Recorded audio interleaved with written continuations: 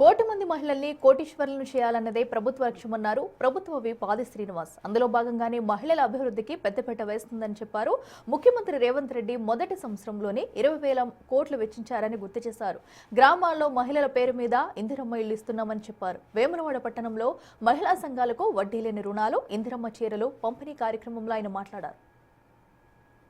మహిళలను వ్యాపారులుగా తీర్చిదిద్దాలి, ఆర్థికంగా ఎదగడానికి వారికి ప్రభుత్వం చేదోడు వాదనలు చెప్తారని చెప్పని ఆనాడు ధాన్యం కొనుగోలు కేంద్రాలు ఏర్పాటు చేస్తే గ్రామాల్లో ఇచ్చింది మన మహిళా సంఘాలకు వ్యాపారం చేస్తూ ఆర్థికంగా ఎదగాలి, ఈరోజు ఇంట్లో చేదోడు వాదనలు కూడా చెప్పని మొదలు పెట్టినటువంటి ఈ యజ్ఞం ఈరోజు గౌరవ ముఖ్యమంత్రి శ్రీ రేవంత్ రెడ్డి గారు పదవి బాధ్యత స్వీకరించిన తర్వాత మహిళా తల్లులకు సంబంధించి మరింత గౌరవాన్ని ఇనుమడిపేసే విధంగా ఈ 5 సంవత్సరాల్లో 1,00,00,000 లక్షలు 1,00,00,000 మంది మహిళలకు ఇవ్వాల్సిందే మహిళా తల్లు కోటీశ్వరులను మార్చాలని చెప్పండి. మొదటి సంవత్సరంలో 20,650 కోట్లు ఈ తెలంగాణ ప్రభుత్వం బడ్జెట్ పెట్టుకుని 20,000 కోట్లు అయితే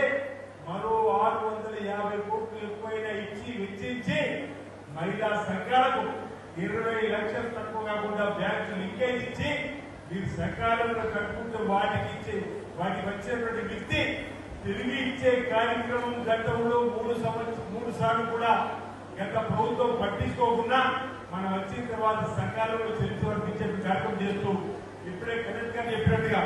1,46,19,000 రూపాయలు ఈ రోజు మీ ఖాతాలలో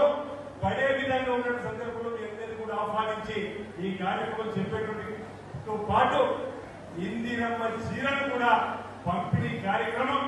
ఈ రోజుకి ప్రారంభమైందని చెప్పని ఆత్మ గౌరవాన్ని పెంపొందించేటువంటి సెల్ఫ్ రెస్పెక్ట్ కల్పించే విధంగా మహిళలను ముందుకు తీసుకొని చెప్పని ఈ ఇందిరమ్మ రాజ్యంలో ముఖ్యమంత్రి శ్రీ రేవంత్ రెడ్డి గారి నాయకత్వంలో జరుగుతున్నటువంటి అంశాలను చర్చించుకోవడానికి కూడా ఉపయోగపడే విధంగా ఈ రోజు అందరూ